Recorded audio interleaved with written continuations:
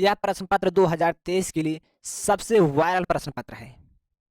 जो स्टूडेंट 21 फरवरी 2023 को बोर्ड परीक्षा देने जा रहे हैं, सारे स्टूडेंट पेन और कॉपी लेकर आइए और सारे क्वेश्चन को नोट कीजिए और सारे क्वेश्चन पर प्रैक्टिस कीजिए, क्योंकि आपको इस बार में 70 में 70 लेकर आना है। क्या है? आपको इस बार बोर्ड एग्जाम में 70 में 70 लेकर आना है।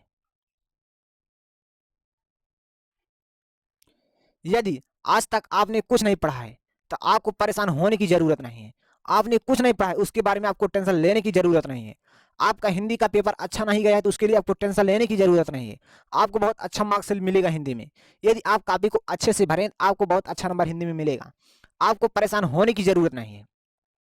आपका सारा पेपर अच्छे से जाएगा। सिर्फ आप पेन और कॉपी लेकर आइए। जो हम क्वेश्चन सॉल्व कराने जा रहे हैं इन सारे क्वेश्चन को नोट कीजिए और प्रैक्टिस कीजिए। इन सारे क्वेश्चन पर आपको इतनी बार प्रैक्टिस करना है जिससे कि आपको जब तक स्वयं के ऊपर विश्वास नहीं हो जाता है कि हम इन क्वेश्चन को बिना देखे सॉल्व कर लेते हैं, तब तक इन सारे क्वेश्चन पर आपको प्रैक्टिस करते रहना है। यदि आप हमारे द्वारा बताए गए सारे नियम को फॉलो करते हैं तो आपका इस बार बोर्ड एग्जाम में 70 में 70 आएगा। यदि आप 5 दिन सही से मेहनत कर लेते हैं आपका बोर्ड एग्जाम में 70 में 70 आ सकता है। यदि हम जितने क्वेश्चन को सॉल्व कराएंगे इन सारे क्वेश्चन को यदि आप 5 दिन में कवर कर लेंगे आपका बोर्ड एग्जाम में पूर्णांक बता प्राप्तांक आ ही जाएगा। ठीक, मतलब आपका 70 में 70 आएगा। ठीक, क्योंकि आपका बोर्ड एग्जाम का पेपर जो है 70 नंबर का हो रहा है, 30 नंबर आपको स्कूल से मिलेगा। तो आपको क्लास 10th में मैथ में 100 में 100 लाना ही लाना है।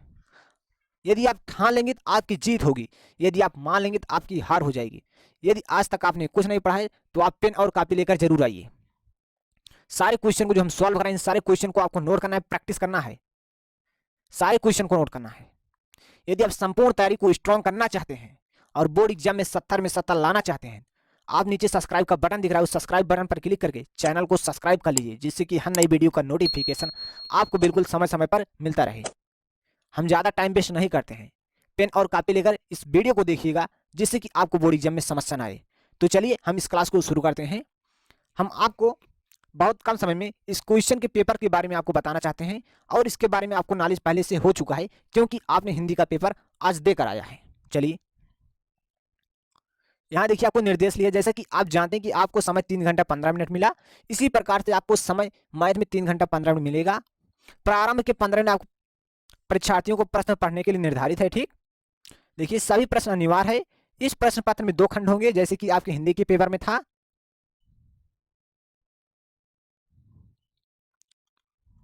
आगे देखिए,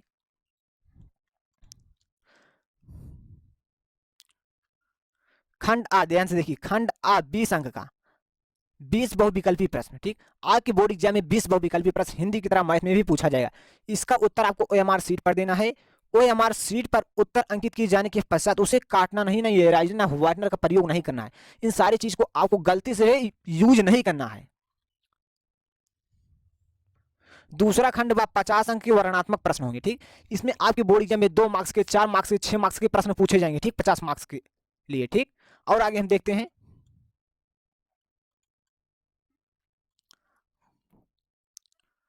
इस प्रश्न पत्र में कुल 5 प्रश्न है। ठीक, प्रत्येक प्रश्न के प्रारंभ में स्पष्ट लिख दिया गया कि उनके कितने खंड करने हैं। प्रश्नों के अंक उनके सम्मुख अंकित हैं। आगे देखिए, प्रथम प्रश्न से आरंभ कीजिए, अंत तक जाइए, इस पर समय नष्ट ना कीजिए। ठीक, आपको पहले क्वेश्चन से सॉल्व करना स्टार्ट करना है, पहले क्वेश्चन से, और सारे क्वेश्चन को सॉल्व करते जाना है। ठीक, चलिए पेन और कॉपी को निकाल लीजिए और अच्छे से सारे क्वेश्चन को नोट करना है। देखिए हम पहले क्वेश्चन को पढ़ते हैं और इस क्वेश्चन को सॉल्व करते हैं।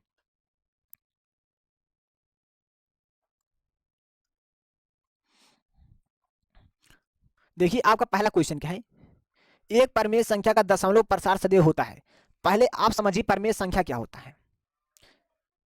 जो संख्याएं p बटे q के रूप में लिखी जा सकती हैं लेकिन q बराबर नहीं होना चाहिए 0, परमेय संख्या कहलाते हैं। ध्यान समझिएगा, जैसे कि p बटे q रूप में मतलब 1/2, जैसे कि आपका ये परमेय संख्या है। ठीक, q के स्थान पे आपका 0 नहीं होना चाहिए, जैसे कि 1/0 आपकी परमेय संख्या नहीं है। ठीक, लेकिन 0/1 आपकी परमेय संख्या है। ठीक, ध्यान से समझ लेना, गलती नहीं करना है। ठीक, a आपकी परमेय संख्या है। ठीक, a भी आपकी परमेय संख्या है। ए आपकी परमेय संख्या नहीं है, ए आपकी परमेय संख्या है, क्योंकि q बराबर नहीं होना चाहिए 0, ए आपकी परमेय संख्या नहीं है। ठीक, ए परमेय संख्या नहीं है, ए आपकी परमेय संख्या है। ठीक, अब देखिए एक परमेय संख्या का दशमलव प्रसार सदैव होता है। अब जैसे देखिए 1/2 आपकी परमेय संख्या, इसका दशमलव प्रसार हम ज्ञान करेंगे। जैसे कि यहाँ हम दशमलव लगाएं तो यहाँ हमारा 0 बढ़ जाएगा, 2 पंचे 10, आपका 0.5 आ गया, ठीक।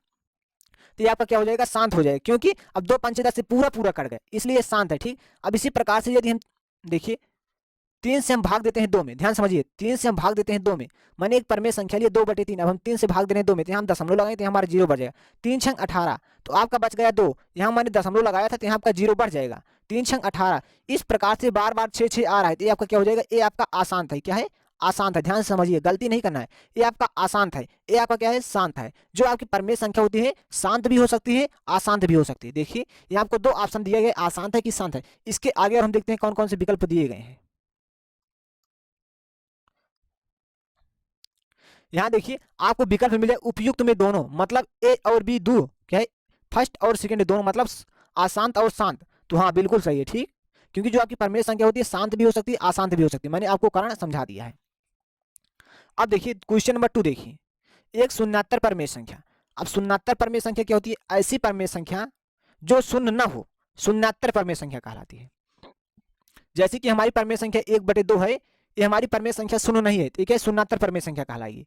और एक अपरमेय संख्या, जैसे कि हमारी अपरमेय संख्या √3 है, ठीक, एक अपरमेय संख्या का गुणनफल कर, इसलिए मैंने इन दोनों का गुणा करा। गुणनफल होता है सदैव अपरमेय संख्या होता है कि सदैव परमेय संख्या होता है कि परमेय संख्या या अपरमेय संख्या होता है। इन दोनों का गुणा कराने के बाद आपका आ जाएगा √3/2, मतलब आपका क्या है, √3 क्या होता है, हमेशा अपरमेय संख्या होता है, इसलिए सदैव अपरमेय संख्या होगी, ठीक। इन सारे क्वेश्चन को आपको नोट करते चलना। देखिए क्वेश्चन नंबर 3, रेखाओं x = 0 और 2x + 3y = 12 का प्रतिच्छेदित बिंदु है, ठीक। आपको देखिए समीकरण दिया गया है 2x + 3y बराबर आपको 12 दिया गया है, ठीक। x बराबर आपको 0 दिया गया, तो यहाँ आपको x के स्थान पर क्या रखना है, 0, तो यहाँ आपका आ जाएगा 2 × 0 + 3y = 12, तो यहाँ आपका आ जाएगा 0, ठीक, + 3y = 12, तो यहाँ इसमें 0 जोड़ेंगे हमारा 3y आएगा, तो यहाँ देखिए हम यहाँ लिखेंगे 3y = 12, ठीक, तो यहाँ आपका y बराबर आ जाएगा 12/4, ठीक, तो y बराबर आपका आ जाएगा 4 तो यही 12, सॉरी यहाँ थोड़ा मिस्टेक हो गया,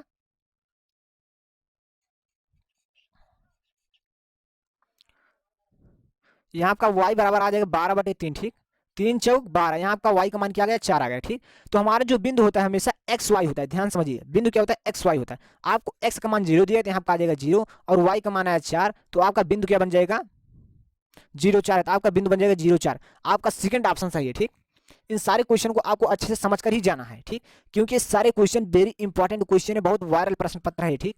हम आपको बहुत सारे इंपॉर्टेंट क्वेश्चन सॉल्व कराने वाले हैं, इन सारे क्वेश्चन को आपको नोट करना है और अच्छे से प्रैक्टिस कर लेना है। 21 फरवरी को आप बोर्ड परीक्षा में धुआं धुआं मचा दोगे, हार नहीं मानना है, आपको ठान लेना है, तो आपकी जीत पक्का है इस बार। देखिए क्वेश्चन नंबर 4 को, वह सबसे बड़ी से बड़ी संख्या जिसमें 70 और 125 को विभाजित करने पर क्रमशः शेषफल 5 और 8 प्राप्त होता है। आपको देखिए 4 विकल्प दिया है, 13, 65, 875, 1750। यहाँ आपसे कह रहा है वह सबसे बड़ी से बड़ी संख्या, ऐसा आपको गलती नहीं करना है, 1750 सबसे बड़ी से बड़ी संख्या, इस पर आपको टिक मार देना है, ठीक, ये गलत हो जाएगा। जिसमें 70 और 125 को विभाजित करने पर, यहाँ देखिए हम जैसे 13 से हम भाग देंगे, सबसे पहले विभाजित करेंगे 70 को और 125 को, विभाजित का मतलब हम भाग देंगे, ठीक। देखिए हम जैसे 13 से हम भाग दे रहे हैं 70 में, 13 × 5 = 65, ठीक, यहाँ घटाने के बाद आपका 5 आ गया। इसी प्रकार से हम 125 में हम भाग देंगे 13 से, ठीक, 13 × 9 = 117, घटाने के बाद 8 आ गया। देखिए मैंने 13 से भाग दिया, क्या मैंने 13 से भाग दिया और शेषफल यहाँ देखिए क्या आया, 5 आया और 8 आया, ठीक, तो यहाँ शेषफल 5 और 8 प्राप्त होता है, बिल्कुल आपका विकल्प नंबर 13 सही होगा, ठीक, विकल्प नंबर आपका ए सही है 13, ठीक। देखिए क्वेश्चन नंबर 5 को, समीकरण 2x + ay = 1 तथा 3x - 5y = 7 का कोई भी हल नहीं होगा यदि a का मान होगा, यदि a का क्या मान होगा, यदि a का कौन सा मान होगा जिसके लिए इसका कोई हल नहीं है, ठीक, आपको बताना है, ठीक। अब कोई हल नहीं है, इसके लिए कंडीशन होता है a1/a2 बराबर है b1/b2 बराबर नहीं है c1/c2, ये कोई हल नहीं के लिए कंडीशन होता है, ठीक। अब देखिए समीकरण 1 आपका है, यहाँ से आपको मिल जाएगा, आपको इसकी तुलना करना होगा a1x + b1y + c1 से, ठीक, तो यहाँ से आपको c1 की जरूरत नहीं है और इसकी समीकरण 2 की तुलना करना है आपको a2x + b2y + c2 से, ठीक। तो यहाँ लेकिन आपको c1 और c2 की मान की आवश्यकता नहीं है, क्योंकि बराबर नहीं है, जो बराबर है हम उसे ही देखेंगे, ठीक। यहाँ a1 का मान आपको मिल जाएगा 2, तो यहाँ आपको लिखना है 2 और देखिए a2 का मान आपको मिल जाएगा 3, तो यहाँ आपको लिखना है 3। और देखिए b1 का मान आपको मिल जाएगा a, तो आपको यहाँ लिखना है a। और b2 का मान देखिए b2 का मान आपको मिल जाएगा -5, तो यहाँ आपको लिखना है -5। ये बराबर नहीं, हम इसे नहीं लिखेंगे क्योंकि इसका कोई हल नहीं है, ठीक। अब इसका आपको तिरक गुणा करा देना, -5 से आपको 2 में गुणा करना है और a से आपको 3 में। हम a से पहले गुणा कराएंगे 3 में, हमारा 3a आ जाएगा। 2 से हम गुणा कराएंगे -5 में, 5 दूनी 10, -10 आ जाएगा। a बराबर आपका आ जाएगा -10/3, ठीक। तो आपका इसमें विकल्प नंबर जो है तीसरा सही हो जाएगा, ठीक, -10/3। इस प्रकार से क्वेश्चन आपका सॉल्व होता है। इन सारे क्वेश्चन को अच्छे से नोट कर लेना है, इसी प्रकार से आपके बोर्ड एग्जाम में 100% क्वेश्चन पूछा जाएगा। देखिए हम आगे देखते हैं क्वेश्चन नंबर 6 को ध्यान से देखिए। द्विघात समीकरण 2x² - 4x + 3 = 0 के बारे में निम्न कथनों पर विचार कीजिए, ठीक। दिए गए समीकरण का विविक्तीकरण शून्य से कम है, समीकरण के कोई मूल वास्तविक नहीं है, समीकरण का विविक्तीकरण शून्य, समीकरण के मूल वास्तविक है, ठीक।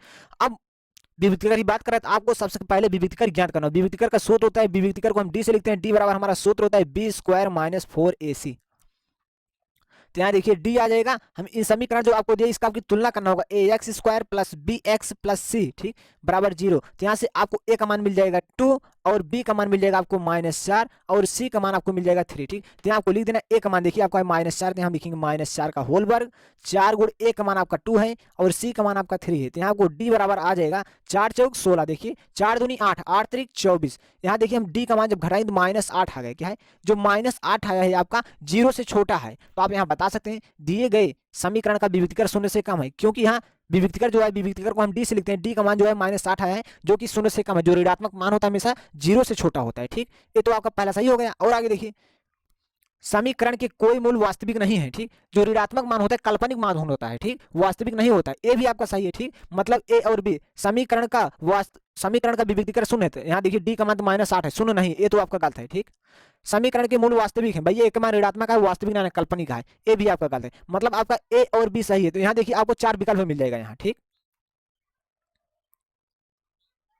यहाँ देखिए आपको विकल्प मिल जाएगा, निम्नलिखित में से सही उत्तर चयन कीजिए, ठीक। पहला आपका ए और बी सही है, ठीक। यहाँ आप देख सकते हैं आपका ए और बी सही है, ठीक। दिए गए समीकरण का विविक्तीकर शून्य से कम है और समीकरण का कोई मूल वास्तविक नहीं है, ठीक, काल्पनिक है क्योंकि ऋणात्मक मान है। अब हम आगे देखते हैं ए ओ बी सी एक आयत है, क्या है एक आयत है। तो हम सबसे पहले एक आयत बनाते हैं भाई। आयत इस प्रकार से होता है, ठीक, मैंने आयत बना दिया। ए ओ बी सी एक आयत, हम इसका नाम दे देते हैं ए ओ बी सी, ठीक। जिसके शीर्ष क्या है, जिसके 3 शीर्ष ए आपका शीर्ष क्या है 0 3 है और देखिए ओ क्या है आपका 0 3 है, ठीक। और बी आपका क्या है 5 0 है, तो यहाँ आपको 5 0 लिखना है। इसका विकर्ण आपसे विकर्ण पूछ रहा है, विकर्ण आपका ओसी बनेगा, तो आपको सी के निर्देशांक दिए नहीं गए हैं, तो हम इस देखिए विकर्ण ए बी का मान ज्ञात करेंगे, ठीक। हम विकर्ण ए बी का मान ज्ञात करेंगे, मतलब ए और बी की बीच की दूरी आपसे पूछ रहा है, मतलब दो बिंदुओं की बीच की दूरी आपसे पूछ रहा है। अब दो बिंदुओं की बीच की दूरी का हम सूत्र लगा करके इस विकर्ण का मान ज्ञात कर लेंगे, ठीक। देखिए आपसे ए और बी की बीच की दूरी पूछ रहा है, ठीक। ए आपका क्या है 0 3 है और बी आपका क्या है 5 0, ठीक। तो हमारा दो बिंदुओं के बीच की दूरी का सूत्र होता है, दूरी का हमारा सूत्र क्या होता है, अंडर रूट के अंदर हमारा होता है x1 - x2 का होल वर्ग प्लस y1 - y2 का होल वर्ग, ठीक। अब ध्यान से देखिएगा यहाँ आपका आ जाएगा जो आपका होता है x1 होता है और y1 होता है, ठीक। यहाँ आपका x2 होता है और y2 होता है, ठीक, x2 होता है, ठीक, x2 और y2 होता है, ठीक। यहाँ बीच में कमा है। यहाँ देखिए x1 का मान क्या है, x1 का मान 0 है और x2 का मान क्या है 5 है, ठीक, वर्ग आ जाएगा। y1 का मान 3 है और y2 का मान क्या है 0 है, ठीक। इसका हम वर्ग लगा देंगे,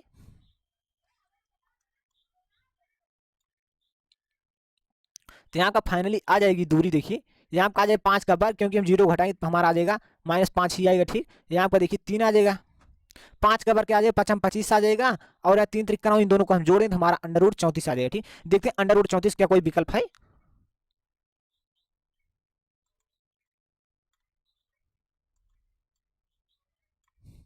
यहाँ आप देख सकते हैं आपको √34 यहाँ तीसरा विकल्प मिल जाएगा, ठीक। ए आपका विकल्प सही है, ठीक, क्योंकि आपका मान √34 आया था। हम इसे मिटा देते हैं। अब क्वेश्चन नंबर 8 को सॉल्व करते हैं।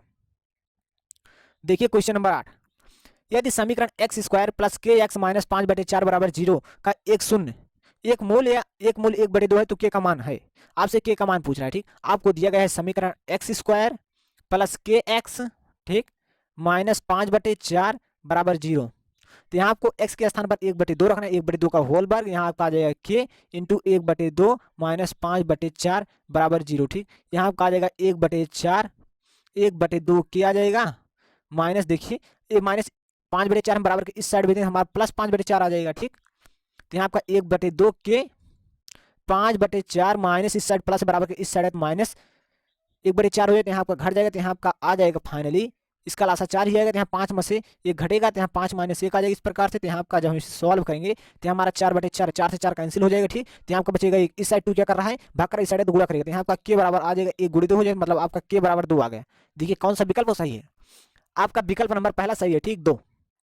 इससे आपको नोट करके अच्छे से प्रैक्टिस करना बहुत जरूरी है, क्योंकि सारे क्वेश्चन इसमें वेरी इंपॉर्टेंट क्वेश्चन को सिलेक्ट किया है, क्योंकि सबसे वायरल प्रश्न पत्र है, ठीक। आगे बढ़ते हैं। आपको भागने और भटकने की जरूरत नहीं है, पूरे विश्वास के साथ हमारे साथ सारे क्वेश्चन को सॉल्व कीजिए, आपकी बोर्ड परीक्षा में सारे क्वेश्चन पक्का मिल जाएंगे, ठीक। इस बार आपको 70 में 70 लाना है मैथ में। देखिए क्वेश्चन नंबर 8, दो त्रिभुज समरूप होते हैं यदि उनके संगत कोण बराबर हों, इनकी संगत भुजाएं समानुपाती होती हैं। ध्यान समझिए कैसे, जैसे कि ये आपका एक त्रिभुज है, ये आपका एक त्रिभुज है, इसी प्रकार से एक त्रिभुज और है आपका ये, ठीक। ये दोनों त्रिभुज क्या है, ध्यान समझिएगा, ये दोनों त्रिभुज क्या है, एक दूसरे क्या है, समरूप है। जैसे कि ये आपकी जो भुजा है इसके बराबर है, ठीक। ये जो आपकी भुजा है इसके बराबर है, ठीक। ये जो आपकी नीचे वाली भुजा है ये इसके बराबर है, ठीक। इसी को बोलते हैं संगत भुजा। इसकी संगत भुजा क्या है, समानुपाती होती है, ठीक। और इसके संगत कोण बराबर होते हैं, जैसे कि एक कोण जो है इसके बराबर होगा, ठीक, और एक कोण जो है आपको इसके बराबर होगा, ठीक। एक कोण जो है आपका इसके बराबर होगा, ठीक। इसके संगत कोण बराबर होते हैं और इसकी संगत भुजाएं समानुपाती होती हैं, ठीक। तो इसमें आपका विकल्प ए और बी दोनों सही है, तो उपयुक्त में दोनों आपको मार देना है, ठीक। तो इसमें विकल्प नंबर आपका तीसरा सही होगा, ठीक। हम आगे देखते हैं।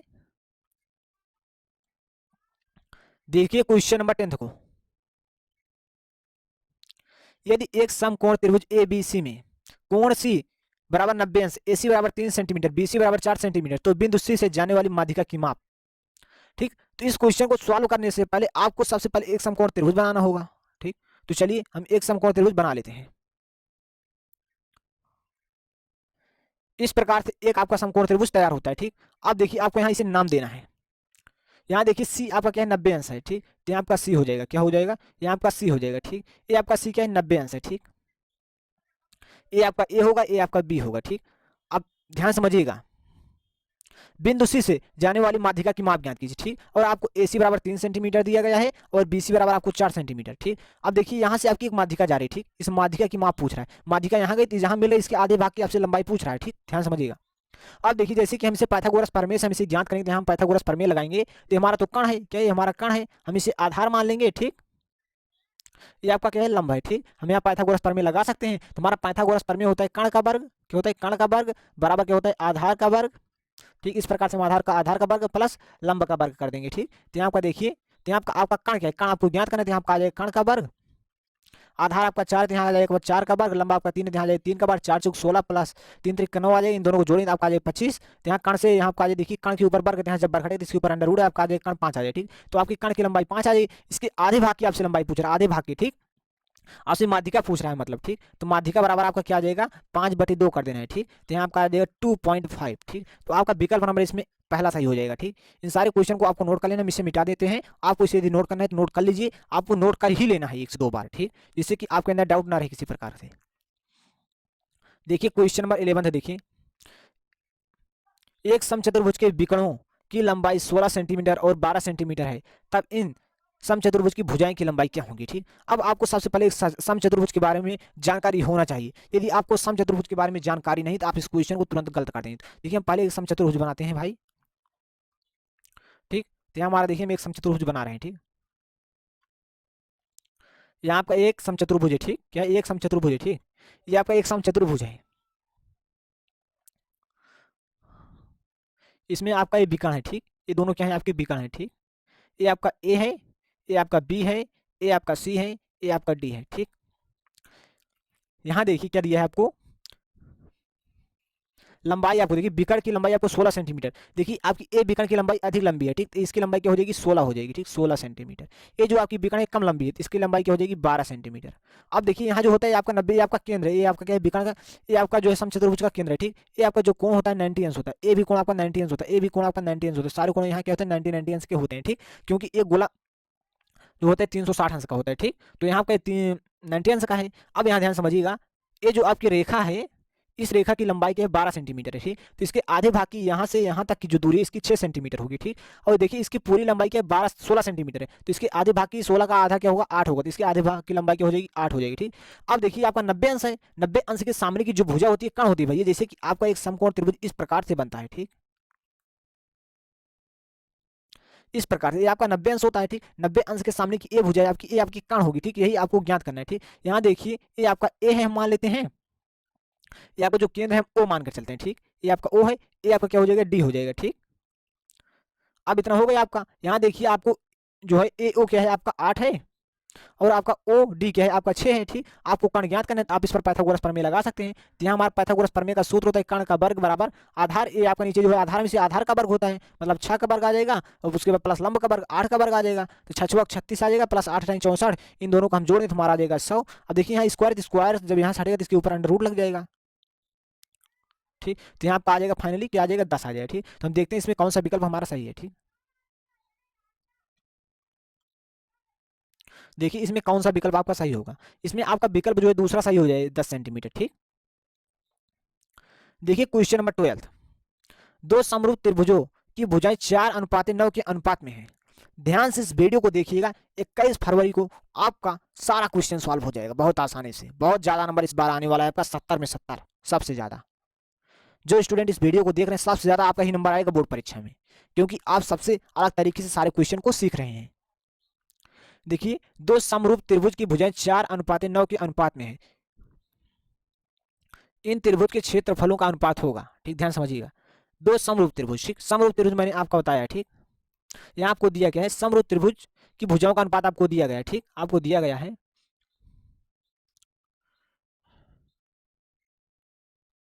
समरूप त्रिभुज, क्या है समरूप त्रिभुज की भुजाओं का अनुपात, क्या है भुजाओं का अनुपात, ठीक, समरूप त्रिभुज की भुजाओं का अनुपात आपको दिया गया है 4:9, अनुपात का मतलब होता है बटा, इसलिए मैंने बटा के रूप में लिख दिया, ठीक। अब इन त्रिभुज के क्षेत्रफलों का अनुपात आपसे पूछ रहे हैं, तो आपको यहाँ हमारा सूत्र होता है त्रिभुज, ठीक, त्रिभुज के क्षेत्रफल का अनुपात, ठीक, त्रिभुज के क्षेत्रफल, ठीक, यहाँ क्षेत्रफल, त्रिभुज के क्षेत्रफल का अनुपात, त्रिभुज के क्षेत्रफल का अनुपात बराबर हो जाएगा त्रिभुज की भुजाओं का अनुपात का वर्ग, ठीक, त्रिभुज के भुजाओं क्या है भुजाओं के अनुपात का वर्ग, भुजाओं के अनुपात का क्या हो जाएगा वर्ग हो जाएगा। देखिए यहाँ त्रिभुज के क्षेत्रफल का अनुपात पूछा है, त्रिभुज की भुजा क्या आपकी है, त्रिभुज की भुजाओं का अनुपात का वर्ग क्या है 4/9 है, तो इसका हम वर्ग कर देंगे, तो हमारा 4 चौक 16 आ जाएगा, बटे 9 81, तो यहाँ आपका 16:81, ठीक। तो आप डायरेक्ट ही पता कर सकते हैं 4/9 है तो इसका आप रख सकते हैं 4/9, इसका वर्ग कर दीजिए, क्षेत्रफल का मतलब भुजा का वर्ग, तो इस मतलब भुजाओं के त्रिभुज के क्षेत्रफलों की भुजाओं का वर्ग होता है, तो यहाँ 4 चौक 16 आपका आ जाएगा 9 81, आप डायरेक्ट बताएं 16:81, ठीक, तो यहाँ आपका विकल्प नंबर 4 सही हो जाएगा, ठीक है। अब देखते हैं हम आगे क्वेश्चन को देखते हैं, सारे क्वेश्चन बहुत ही इंपॉर्टेंट है क्योंकि वायरल प्रश्न पत्र, इन सारे क्वेश्चन को आपको पढ़कर ही जाना है बोर्ड एग्जाम में। देखिए क्वेश्चन नंबर हम 13 को देखते हैं, देखिए 4 tan थीटा बराबर 3 है, क्या है 4 tan थीटा बराबर 3 है, ठीक, तो यहाँ आपका tan थीटा, देखिए आपका tan थीटा बराबर आ जाएगा 3/4, ठीक, तो इसके बराबर क्या है, ठीक, आपसे पूछ रहा है, आपको दिया गया 4 sin theta minus cos theta बटे आपको दिया है 4 sin theta plus cos theta, ठीक। अब हम क्वास थीटा से इसमें जब भाग देंगे तो हमारा देखिए, तो यहाँ हमारा जाएगा साइन थीटा बटे क्वास थीटा, ठीक, तो हमारा साइन देखिए, तो यहाँ जब हम क्वास थीटा से भाग दें तो हमारा क्या आ जाएगा साइन थीटा बटे क्वास थीटा यहाँ आ जाएगा, ठीक है, हम क्वास थीटा से भाग देंगे तो साइन थीटा बटे क्वास थीटा बराबर क्या होता है tan थीटा, तो यहाँ आपका आ जाएगा 4 tan थीटा, जब यहाँ हम क्वास से भागे क्वास से क्वास कैंसिल, आपका यहाँ आ जाएगा -1, इस प्रकार से नीचे आ जाएगा 4 tan थीटा प्लस 1, ठीक। इसी प्रकार से सेम टू सेम यहाँ प्लस आते हैं हमारे प्लस ला दी, इसी प्रकार से जो ऊपर है वही नीचे तो वही आएगा, ठीक। यहाँ पर 4 से 4 कैंसिल नहीं होगा, देखिए इसे अलग तरीके से हम कैंसिल करते हैं। यहाँ देखिए 4 आपका आ जाएगा। tan थीटा का मान मैंने निकाल लिया 3/4, यहाँ 3/4 लिखेंगे, -1 उसी प्रकार से यहाँ लिखेंगे 4, 3/4 लिखेंगे +1। ठीक, ये आपका यहाँ 4 से 4 कैंसिल हो जाएगा, यहाँ 4 से 4 कैंसिल हो जाएगा, 3 में से 1 घटा दें तो हमारा क्या आ जाएगा 2 आ जाएगा, यहाँ 3 में जोड़ दें 4 आ जाएगा, तो यहाँ आपका आ जाएगा 1/2 आ जाएगा। ठीक, 1/2 आपका कौन सा विकल्प सही, विकल्प नंबर तीसरा सही है। ठीक, यहाँ देखिए आपका क्वेश्चन नंबर 14 देखिए, आपको दिया गया है साइन 75 अंश बटे क्वास 15 अंश। ठीक, अब साइन 75 को हम लिख सकते हैं साइन 90 माइनस 15 अंश। यदि हम 90 में से 15 को घटाएंगे तो हमारा 75 ही आएगा, ध्यान समझिएगा भैया, 90 में से 15 के 75 ही आएगा। ठीक, तो हमारा एक सूत्र होता है, ध्यान समझिएगा, सूत्र होता है हमारा साइन 90 माइनस थीटा बराबर क्या होता है क्वास थीटा। ठीक, तो यहाँ आपका बराबर है साइन 90 माइनस थीटा बराबर आपका क्या आ जाएगा क्वास आ जाएगा। यहाँ देखिए यहाँ थीटा था तो मैंने यहाँ थीटा लिखा, यहाँ आपका 15 से, तो यहाँ 15 अंश लिखेंगे। ठीक, क्वास 15 बटे क्वास 15 आपका आ जाएगा। ठीक, अब क्वास 15 से क्वास 15 कैंसिल हो जाएगा, आपका आ गया 1। ठीक, तो आपका 1 यहाँ देखिए कौन सा आपका विकल्प नंबर सेकंड सही हो जाएगा। ठीक, देखिए क्वेश्चन नंबर 15, यदि एक वृत्त का परिमाप वर्ग के परिमाप के बराबर है तो उनके क्षेत्रफल का अनुपात आपसे पूछ रहा है। ठीक, तो यहाँ हम सबसे पहले क्या बनाएंगे, एक वृत्त बनाएंगे और उसके बाद एक वर्ग बनाएंगे। ठीक, देखिए यहाँ हमारा एक क्या हो जाएगा, ए वृत्त है। ठीक, इसी प्रकार से हम एक वर्ग बनाएंगे, ये आपका वर्ग है। ठीक, हम मान लेते हैं जो आपकी वृत्त है, ध्यान समझिएगा, जो आपका वृत्त है इसकी त्रिज्या आपका क्या है स्मॉल आर है। ठीक, और जो यहाँ का वर्ग है इसकी प्रत्येक जो आपकी वर्ग है इसकी भुजा की लंबाई जो है ए है। ठीक, वर्ग की जो है चारों भुजा बराबर होती हैं। ठीक, अब देखिए आपको यहाँ दिए एक वृत्त का परिमाप वर्ग के परिमाप के बराबर है, तो आप यहाँ लिख सकते हैं वृत्त का परिमाप बराबर वर्ग का परिमाप, वृत्त का परिमाप बराबर आप लिख सकते हैं वर्ग का परिमाप। अब देखिए आपकी वृत्त का परिमाप क्या है, अब वृत्त के परिमाप का हमारा सूत्र होता है 2πr, यहाँ वर्ग का परिमाप क्या होता है, वर्ग का परिमाप जो होता है हमारा 4 गुणे भुजा होता है, भुजा की लंबाई क्या है ए है, जैसे कि यहाँ पर ए और बी है तो यहाँ इन दोनों के बीच की दूरी क्या है ए है, क्योंकि भुजा बराबर भुजा जो मतलब होता है जो भुजा का वर्ग होता है, जो वर्ग का परिमाप होता है रे, तो 4 गुणे भुजा होते हैं, तो यहाँ आपका भुजा की लंबाई है तो यहाँ पाए 4a आ जाएगा। ठीक, तो यहाँ आपका देखिए 2 1 कम 2, 2 दूना 4। ठीक, तो यहाँ आपका पाई आर बराबर आपका आ जाएगा यहाँ 2a आ जाएगा। ठीक, तो यहाँ आपका आर बराबर है 2a बटे पाई आ जाएगा। ठीक, आपसे यहाँ क्या पूछ रहा है ध्यान से देखिएगा। ठीक, आपसे पूछ रहा है तो उनके क्षेत्रफल का अनुपात पूछ रहा है। ठीक, तो यहाँ वृत्त का क्षेत्रफल लगाएंगे और वर्ग के परिमाप का क्षेत्रफल। ठीक है, तो यहाँ वृत्त का क्षेत्रफल लिखेंगे। ठीक, वृत्त, ठीक, वृत्त का क्षेत्रफल, वृत्त का क्षेत्रफल बटे वर्ग का क्षेत्रफल। ठीक, वर्ग का क्षेत्रफल,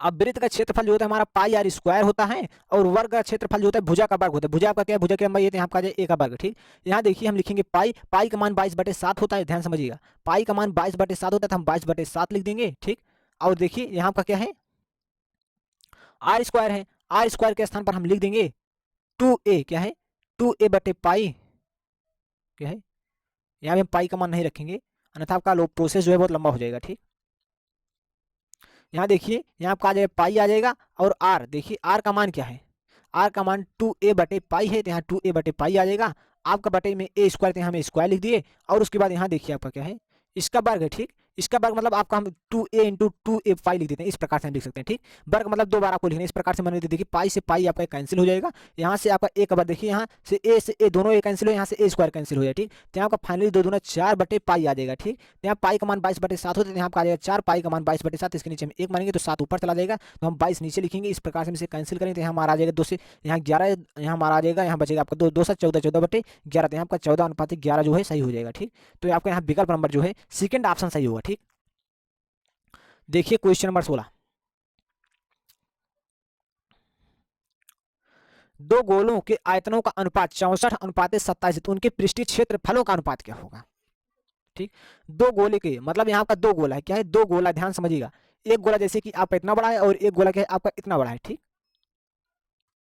इस प्रकार से आपका दो गोला है, ये जो आपका बड़ा गोला है इसकी त्रिज्या जो हम मान लेते हैं कैपिटल आर है, जो आपका छोटकना गोला है इसकी त्रिज्या हम स्मॉल आर मान लेते हैं। ठीक, दो गोले के आयतनों का अनुपात आपको 64:27 दिया गया है।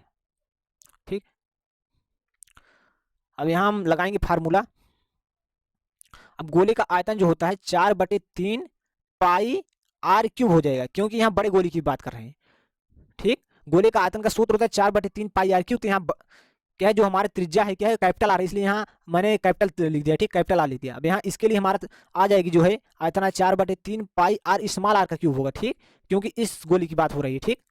अब यहाँ देखिए आपको इसका अनुपात दिया गया है 64/27 दिया गया है। तो यहाँ आपको 4/3 से 4/3 कैंसिल, पाई से पाई कैंसिल, यहाँ पर आ जाएगा आर का क्यूब बटे स्मॉल आर का क्यूब। यहाँ पर देखिए 64 को हम लिख सकते हैं 4 का क्यूब लिख सकते हैं, और 27 को लिख सकते हैं 3 का क्यूब, ठीक। यहाँ से 3 से 3 कैंसिल, 3 से 3 कैंसिल, ठीक, ये आपका कैंसिल हो जाए। यहाँ आपका कैपिटल आर बटे स्मॉल आर बराबर आपका आ जाए 4/3, ठीक, ये आपका मान आया, ठीक, ध्यान समझिए, ये आपका जो है मान आ गया। तो आपका स्मॉल आर बटे कैपिटल आर का मान आएगा। तो उनके पृष्ठीय क्षेत्रफलों का अनुपात पूछ रहा है। पृष्ठीय क्षेत्रफलों अनुपात का सूत्र होता है 4 पाई कैपिटल आर स्क्वायर। अनुपात देखिए क्या पूछ रहा है, अनुपात पूछ रहा है, अनुपात का मतलब बटा इसके लिए है, ठीक। इसके पृष्ठीय क्षेत्रफल का मैंने इसका पृष्ठीय क्षेत्रफल लिख दिया बड़े गोले का 4 पाई आर स्क्वायर। अब छोटे गोले लेखा लिखेंगे तो यहाँ 4 पाई स्मॉल आर स्क्वायर हो जाएगा, ठीक। और इसका हमें मान पूछ रहा है, तो यहाँ से 4 पाई 4 पाई कैंसिल हो जाएगा। तो इसका मान आपसे पूछ रहा है, तो यहाँ आपका आ जाएगा, देखिए यहाँ आपका क्या है, यहाँ देखिए कैपिटल आर है, कैपिटल आर का मान 4 है और स्मॉल आर का मान 3 है। यहाँ 3 लिख दिया, इसके ऊपर वर्ग, इसके ऊपर हम पूरे का वर्ग लगा सकते हैं। तो हमारा 4 से 16/3 त्रिक ना, मतलब आपका 4 से 16 मतलब 16/9 आ जाएगा, ठीक। तो यहाँ आपका विकल्प नंबर 4 सही हो जाएगा, ठीक। अब ध्यान से देखिए, 1 से 10 तक की धनात्मक विषम संख्याओं का समांतर माध्य, क्या है, 1 से 10 तक की धनात्मक संख्याओं का समांतर माध्य, धनात्मक विषम संख्या पूछ रहा है। तो आपका 1 से 10 तक धनात्मक विषम संख्या 1 हो जाएगा, 3 हो जाएगा, 5 हो जाएगा, और उसके बाद क्या हो 7 हो जाएगा प्लस 9। अब टोटल 5 संख्या, तो आपको बटे 5 लिख देना है। समांतर माध्य आपसे पूछ रहा है, इन सारे को जोड़ लें तो आपका आ जाएगा 25/5। तो हम इसे काट दें तो हमारा आ जाएगा 5, ठीक। तो आपका विकल्प नंबर आप देख सकते हैं कौन सा विकल्प आपका सही है, ठीक। तो यहाँ आपका विकल्प नंबर 4 सही है, ठीक। माध्यिका को आलेखीय विधि द्वारा निम्न में से किससे प्राप्त किया जा सकता है? त्वरण द्वारा प्राप्त किया जा सकता है। किससे द्वारा? त्वरण द्वारा। यदि यदि कुछ प्रेक्षणों का माध्य 27 और बहुलक 45 है तो माध्यिका ज्ञात कीजिए, ठीक। तो हमारा सूत्र होता है 3 माध्यिका बराबर क्या होता है, 3 माध्यिका बराबर सूत्र होता है बहुलक, क्या है, बहुलक प्लस 2 माध्य। ध्यान समझिए, बहुलक प्लस 2 माध्य, ठीक। तो यहाँ का 3 माध्यिका पूछ रहा है, तो चलिए यहाँ का बहुलक है, बहुलक आपका 45 है और 2 गुणे माध्य आपका क्या है 27 है, तो यहाँ आपका 27 आ जाएगा। तो यहाँ देखिए आपका 3 माध्यिका आ जाएगा, ठीक। देखिए यहाँ पर 45 आ जाएगा, 27 दूना 54, इन दोनों को हम जोड़ दें तो हमारे 99 आ जाए, ठीक। तो यहाँ पर देखिए माध्यिका है, ठीक, यहाँ आपका माध्यिका है, ठीक। तो यहाँ आपका आ जाएगा माध्यिका बराबर, माध्यिका बराबर आपका आ जाएगा 99/3, ठीक। 3 त्रिक का 9, ठीक, 3 त्रिक का 9, 33 आया, ठीक। तो यहाँ आपका विकल्प नंबर सेकंड सही हो जाएगा, ठीक। वर्गीकृत आंकड़ों की से अधिक बार और कम बार की संचयी बारंबारता को वक्रों के प्रच्छेदित बिंदु के भुज से आंकड़ों का प्राप्त होना है, क्या है, होना क्या होता है, माध्यिका होता है, ठीक, माध्यिका। तो आपका इसमें ये ऑप्शन सही है, ठीक। अब मैंने आपको खंड आ सारा क्वेश्चन सॉल्व करा दिया। हम इसके सेकंड पार्ट में हम आपको सेकंड वीडियो में हम आपको बताने वाले हैं इसके क्वेश्चन, खंड बा से सारे क्वेश्चन को सॉल्व कराएंगे। आप उस वीडियो को देखने के लिए चैनल को सब्सक्राइब करके नोटिफिकेशन पर ऑल जरूर सिलेक्ट करें, जिससे कि हर नए वीडियो का नोटिफिकेशन आपको समय समय पर मिलता रहे। जितना मैंने क्वेश्चन बताया इन सारे क्वेश्चन को आपको अच्छे से प्रैक्टिस करके ही जाना है 21 फरवरी को।